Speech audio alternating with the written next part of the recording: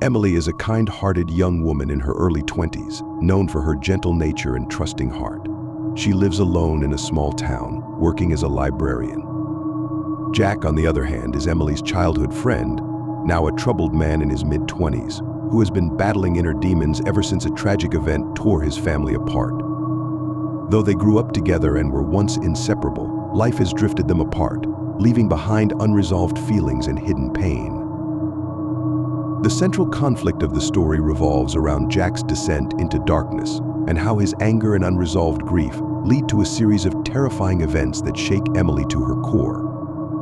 What begins as a simple reunion between old friends quickly spirals into a nightmarish experience as Emily uncovers the truth behind Jack's suffering and the lengths he will go to seek revenge against those he blames for his torment.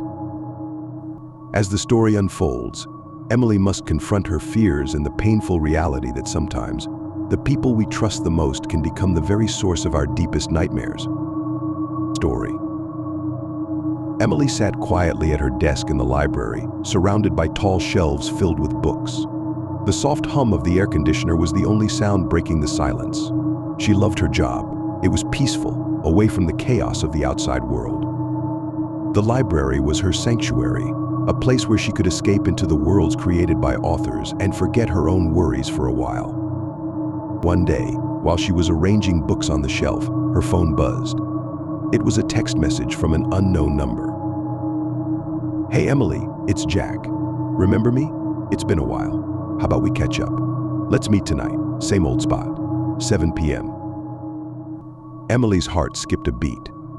Jack? It had been years since they last spoke. They had been so close once, practically siblings, but life took them on different paths. She hadn't heard from him in so long. She quickly typed back, "Of course, Jack. I'd love to see you. See you at 7. That evening, Emily walked to the small park where they used to hang out as kids. The sun was setting, casting long shadows across the ground. She felt a strange mix of excitement and nervousness. What would he be like now? When she arrived, Jack was already there, sitting on the old wooden bench. He looked different, older, tired, with a certain sadness in his eyes that hadn't been there before. But he still had that familiar smile. Emily Jack greeted her warmly, standing up to hug her. "It's been too long." "Jack, it's so good to see you," Emily hugged him back, noticing how thin he had become. "How have you been?" Jack shrugged, his smile fading a little. "You know, life happened. It's been rough." They sat down and talked, reminiscing about the old days. Jack told her about how his family had fallen apart after his father died in a car accident. His mother had turned to alcohol, and he had been left to fend for himself. He had dropped out of college and had been drifting ever since, trying to find his way. "I'm sorry, Jack," Emily said softly, her heart aching for him. "I wish I had known. I wish I could have helped." Jack nodded, his eyes distant. "Yeah, well, it's too late now." As the night grew darker, their conversation turned more serious. Jack started talking about how angry he was at the world, how he felt betrayed by everyone, even by Emily. "You left," Emily Jack said, his voice low and cold. "You left me when I needed you the most." Emily was taken aback. "Jack, I didn't know. You never told me.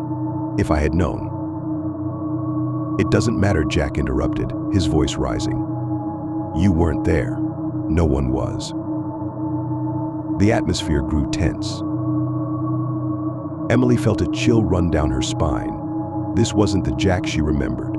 There was something dark, something dangerous about him now. "Jack, you're scaring me," Emily whispered, inching away from him on the bench. Jack's expression softened, and he sighed. "I'm sorry, Emily. I didn't mean to. It's just, I've been carrying all this anger, all this pain, and I don't know what to do with it." Emily reached out to him, her heart breaking for her old friend. "Let me help you, Jack. We can figure this out together." But Jack shook his head, standing up abruptly. "No, Emily, it's too late for that. There's something I have to do, something I have to finish." Before Emily could say anything, Jack turned and walked away, disappearing into the darkness. She sat there, stunned, unsure of what just happened. The night was eerily quiet, and for the first time in years, Emily felt truly alone.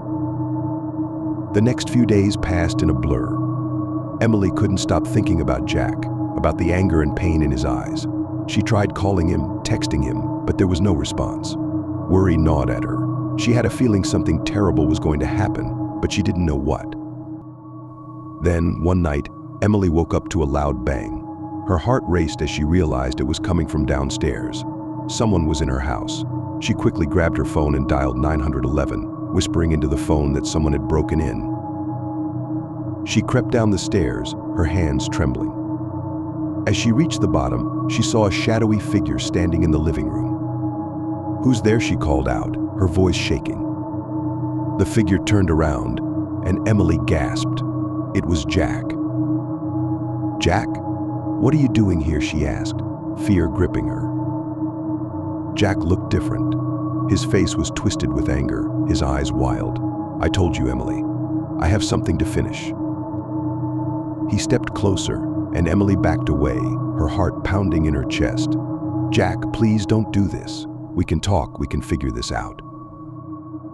But Jack wasn't listening. He was beyond reason, consumed by his anger and pain. He lunged at her, and Emily screamed, running up the stairs. She could hear him chasing after her, his footsteps heavy and fast.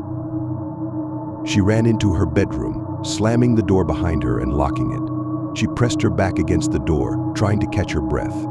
Her phone was still in her hand, the call with 911 still active. "Please hurry," she whispered into the phone, tears streaming down her face. Jack banged on the door, shouting her name. "Emily, open the door. You can't hide from me." Emily looked around frantically, trying to find something to defend herself with. Her eyes landed on the lamp on her nightstand. She grabbed it, holding it tightly in her trembling hands.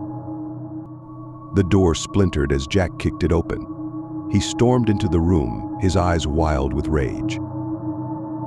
"Jack, please," Emily begged, her voice shaking. "Don't do this." But Jack wasn't listening. He charged at her, and Emily swung the lamp, hitting him on the side of the head. Jack staggered back, clutching his head, but it wasn't enough to stop him. He came at her again, and this time Emily had no choice. She ran past him, out of the room, and down the stairs. She could hear the sirens in the distance, getting closer. But would they make it in time? Jack was right behind her, his heavy footsteps echoing through the house. Emily ran into the kitchen, grabbing a knife from the drawer. She turned to face him, her heart racing, her hands shaking. "Stay back, Jack," she shouted, holding the knife out in front of her. But Jack didn't stop. He lunged at her, and Emily closed her eyes, bracing herself. Suddenly, there was a loud crash as the front door burst open. The police stormed in, shouting for Jack to stop. He turned to face them, and Emily saw the moment of realization in his eyes. But it was too late. The police tackled Jack to the ground, handcuffing him as he struggled. Emily dropped the knife, sinking to the floor in shock. It was over. As the police led Jack away, he looked back at Emily, his eyes full of pain and regret. "I'm sorry, Emily," he whispered, his voice breaking. "I'm so sorry." Emily watched as they took him away, her heart heavy with sadness. The boy she had once known was gone, replaced by a man consumed by anger and pain. She would never forget the look in his eyes, the echoes of his anguish that would haunt her forever. In the days that followed, Emily tried to piece her life back together. But the events of that night stayed with her, a constant reminder that sometimes the people we trust the most can become our worst nightmares. And as she walked through the quiet halls of the library, she couldn't help but feel a chill in the air, a reminder that the darkness was never too far away, always waiting, lurking in the shadows, ready to strike when you least expect it.